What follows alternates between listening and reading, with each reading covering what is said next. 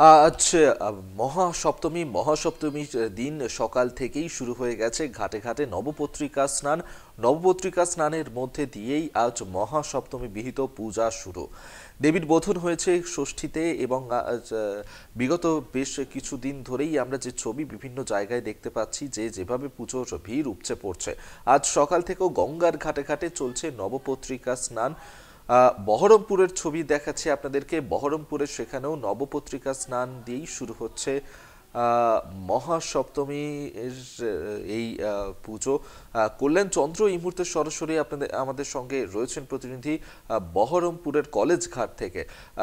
কল্যাণ, প্রথমেই মহাসপ্তমীর শুভেচ্ছা জানাবো তোমাকে। কল্যাণ, আজ মহাসপ্তমী নবপত্রিকা স্নানের মধ্যে দিয়ে পুজো শুরু হয়, তুমি এই মুহূর্তে কলেজ ঘাটে রয়েছো, সেখানেও কি এই নবপত্রিকা স্নান পর্ব শুরু হয়েছে, চলছে, সরাসরি দেখবো? হ্যাঁ হ্যাঁ অভিক, বহরমপুরের এই কৃষ্ণনাথ কলেজ ঘাট, যেটা ঐতিহ্যমণ্ডিত ঘাট, এবং এই ঘাটেই আজকে বিভিন্ন বারোয়ারি পুজো এবং বিভিন্ন বাড়ির পুজোর যারা রয়েছেন তারা প্রত্যেকেই আসছেন, ঢাক নিয়ে আসছেন এবং বাড়ির লোকজন সহ আসছেন এবং নবপত্রিকা এবং কলাবু স্নান করা হচ্ছে। আমরা একটু জানার চেষ্টা করব যে শেষ মুহূর্তে, অর্থাৎ একটা সময় থাকে, সকাল 7:30টার পর থেকে শুরু হয়েছে এই কলাবু এবং নবপত্রিকা স্নান। যারা স্নান করার পর কলাবু নিয়ে ফিরে যাচ্ছেন, আমরা একটু জানার চেষ্টা করব যে তারা কি বলছেন। বলছি, এই যে আপনারা কলাবু স্নান করালেন, এই কলাবু স্নান করাচ্ছেন, কি অর্থ? কলাবু স্নান করানো কেন? নবপত্রিকা স্নান করানো, কলাবউ অর্থাৎ নবপত্রিকাকে স্নান করানো মা দুর্গার আরাধনার জন্য। এটা আমাদের বাড়ির পুজো। যে কোনো পুজোর পূর্বে এই নবপত্রিকা স্নান করানো এটা একটা মঙ্গলময় অনুষ্ঠান, এবং এখানে শুধুমাত্র নবপত্রিকা স্নান করানো নয়, এখানে মঙ্গল ঘট পর্যন্ত পূর্ণ করা হলো, এবং এই মঙ্গল ঘট এরপরে গিয়ে স্থাপন হবে মা দুর্গার সামনে এবং পূজারম্ভ শুরু হবে আমাদের। অর্থাৎ আজ থেকেই পুজো শুরু হয়ে গেল? আজ থেকেই মহাসপ্তমী শুরু হলো আমাদের। এটা বিশ্বাস বাড়ির, উকিলপাড়া বিশ্বাস বাড়ির পুজো। এই পুজোটা প্রায় 20 বছর ধরে চলছে। আচ্ছা, আপনার পরিবার সবাই মিলে এসেছে? হ্যাঁ, আমাদের পরিবারেরই পুজো, আমরা পরিবারের লোকজনই আসি।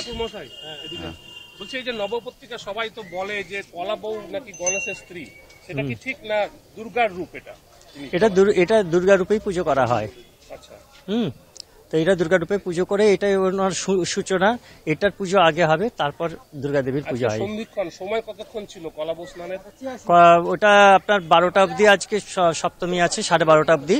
এটা আপনার 12:30টার মধ্যে করা যায়, কিন্তু আমাদেরটা সকাল সকাল করে নিলে 9:21-এর মধ্যে করে নিলে ভালো হতো। বলছি, এই নবপত্রিকার আপনারা আসেন,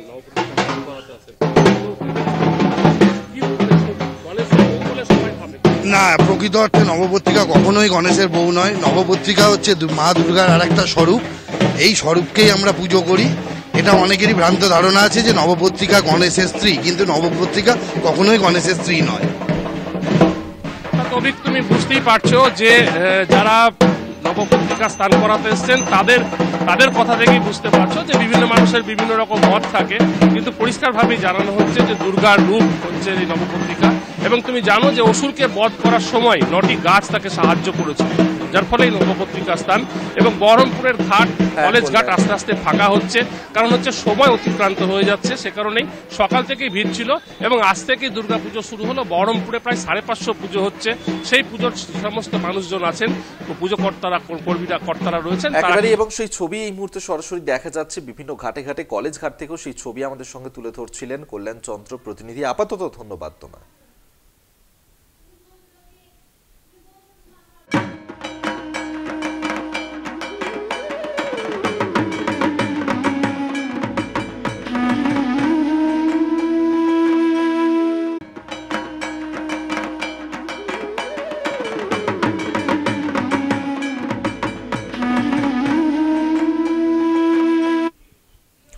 শহর থেকে জেলা, সকাল থেকেই বিভিন্ন জায়গার পুজো মণ্ডপের ছবি আপনাদেরকে আমরা তুলে ধরছি। এই মুহূর্তে সরাসরি আপনাদেরকে নামখানাতেও নিয়ে যাব, নামখানার ছবি দেখাবো। সেখানেও দুর্গাপুজোর আয়োজন ধুমধাম সহকারে, সেখানেও দুর্গাপুজো। সকাল থেকেই ঘাটে ঘাটে ভিড় জমিয়েছেন। বিভিন্ন বনেদি বাড়ির যে রীতি রয়েছে, আজ সকাল থেকেই নবপত্রিকা স্নান করানো হচ্ছে সেখান থেকে। এই মুহূর্তে সরাসরি আপনাদের সেখানেই নিয়ে যাব। কোয়েল মণ্ডল আমাদের সঙ্গে রয়েছেন প্রতিনিধি। কোয়েল, মহাসপ্তমীর অনেক শুভেচ্ছা তোমাকে। কোয়েল, তুমি এই মুহূর্তে নামখানার ঠিক কোন জায়গায় রয়েছে, এবং এই যে আজকে মহাসপ্তমীর সকালবেলায় ছবিটা ঠিক কি ধরা পড়ছে সেখানে? একদমই অভিক, আজ মহাসপ্তমী। প্রথমেই তোমাকে এবং কলকাতা টিভির সকল দর্শকদের জানাই মহাসপ্তমীর আন্তরিক শুভেচ্ছা এবং অভিনন্দন।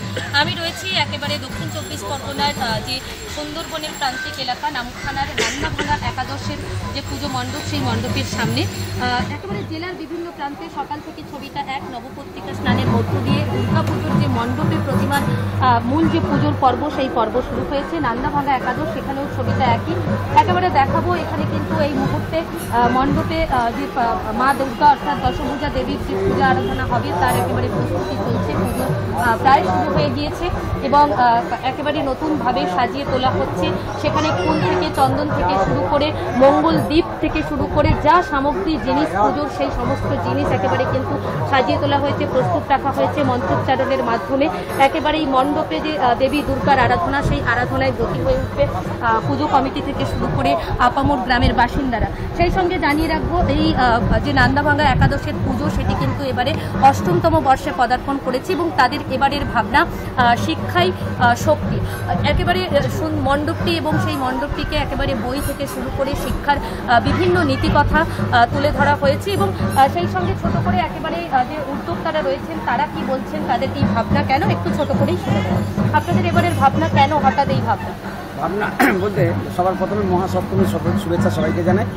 আজকে এবছরে আমাদের ভাবনা হচ্ছে দুর্গার পাঠশালা। হঠাৎ করে এই ভাবনা কেন? চারিদিকে শিক্ষার একটা অবনতি, শিক্ষক সমাজের প্রতি যে মানুষের একটা ভুল ভ্রান্ত ধারণা, সেই জায়গায় আর নারী শক্তির প্রতি যে উত্থান, মানে মাতৃরূপে যারা উত্থান, সেই উত্থানটাকে আমরা আজ থেকে 20-50 বছর আগে মায়েদের কী ভূমিকা ছিল সেইটাকে তুলে ধরা, সমাজে ছোট ছোট শিশুদের মধ্যে প্রভাব। মাকে আমরা, দুর্গা মাকেও আমরা সেইভাবেই দেখিয়েছি। মায়ের হাতে এবার কোনো অস্ত্রশস্ত্র নেই, খাতা, বই, পেন, পেন্সিল এটা দিয়ে দেখিয়েছি যে মাই হচ্ছে প্রকৃত শিক্ষক। এই শিক্ষার চিন্তা ভাবনাকে দিকে দিকে ছড়িয়ে দেওয়ার জন্য আমাদের এই ভাবনা। একেবারে অভিক শুনলে শিক্ষার চিন্তাকে দিকে দিকে ছড়িয়ে দিতে তাদের এবারের ভাবনা এবং সেখানে হচ্ছে দেবী দুর্গার পাঠশালা তুলে ধরা হয়েছে এবং অস্ত্রবিহীন মা দুর্গা বিরাজমান এই মণ্ডপে, তার হাতে বই, খাতা, পেন্সিল সবকিছু রয়েছে। পুজো উদ্যোক্তারা আশা রাখছেন মূল পর্বের যে পুজো মণ্ডপে দেবী দুর্গার যে আরাধনা, সেটা আজকে শুরু হলো। আগামী দিনগুলোতে দর্শনার্থীর ঢল নামবে এই মণ্ডপে। একেবারে আপাতত ধন্যবাদ। কোয়েল মণ্ডল সরাসরি ছিলেন প্রতিনিধি নামখানা থেকে।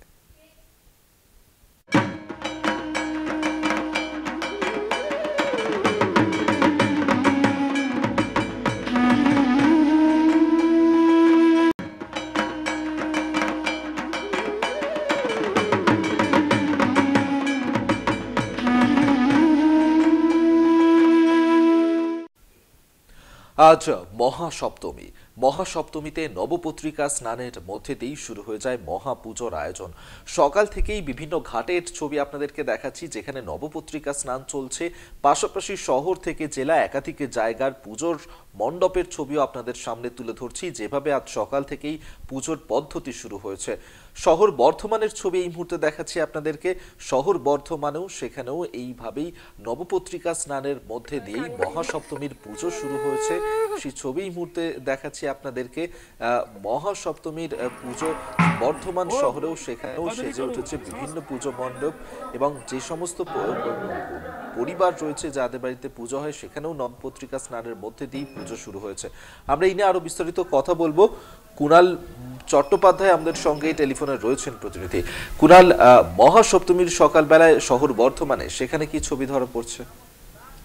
একদমই কথার শুরুতে অভিক, তোমার বর্ধমানবাসীর তরফ থেকে এবং আমার তরফ থেকে তোমাকে এবং কলকাতা টিভির সকল দর্শককে সপ্তমীর অনেক অনেক শুভেচ্ছা।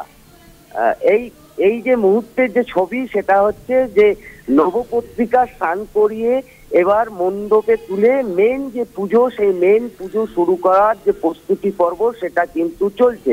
মূলত পঞ্চমী থেকেই কিন্তু পুজো শুরু হয়েছে অভিক, কিন্তু যে পুজোটা পঞ্চমী থেকে শুরু করা হয় সেই পুজো মূলত বেলগাছে পুজো করা হয়। নবপত্রিকা মানেই মায়ের 9টি রূপ, দুর্গার এই 9টি রূপকেই কিন্তু সকাল সকাল সপ্তমীর দিন স্নান করিয়ে, কলা বউকে স্নান করিয়ে সেটাকে মণ্ডপে তোলা হয় এবং মণ্ডপে তুলে তারপরেই কিন্তু মায়ের আসল পুজো সেটাকে কিন্তু শুরু করা হয়। মূলত দুর্গার 9টি রূপকে পুজো করা হচ্ছে আজ থেকেই। শুরু হচ্ছে সকাল সকাল, কিন্তু দেখতে পাওয়া যাচ্ছে প্রতিটি যে ঘাট রয়েছে গ্রামগঞ্জ থেকে শুরু করে শহরের বিভিন্ন ঘাটগুলিতে, নদীতে, সেখানে কিন্তু কলা বউ স্নান করানো হচ্ছে এবং তারপর সেই কলা বউকে আবার নতুন করে নিয়ে আসা হচ্ছে মণ্ডপে, এবং মণ্ডপে নিয়ে আসার পরই কিন্তু আসল পুজো, দেবী দুর্গার যে আসল পুজো সেটাকে শুরু করা হচ্ছে। এর মধ্যেই কিন্তু এই যে পঞ্চমী থেকে পুজো শুরু হচ্ছে এবং যে বেল গাছে পুজো, সেই জোড়া বেল যেটা নবপত্রিকার গায়ে লাগিয়ে তারপর তাকে স্নান করানো হচ্ছে, তারপর আবার মন্ত্র পাঠ করে তাকে আবারও একেবারেই এভাবেই শুরু হয়ে গেছে মহাসপ্তমীর পুজো। আপাতত ধন্যবাদ। কুণাল চট্টোপাধ্যায় আমাদের সঙ্গে টেলিফোনে ছিলেন প্রতিনিধি।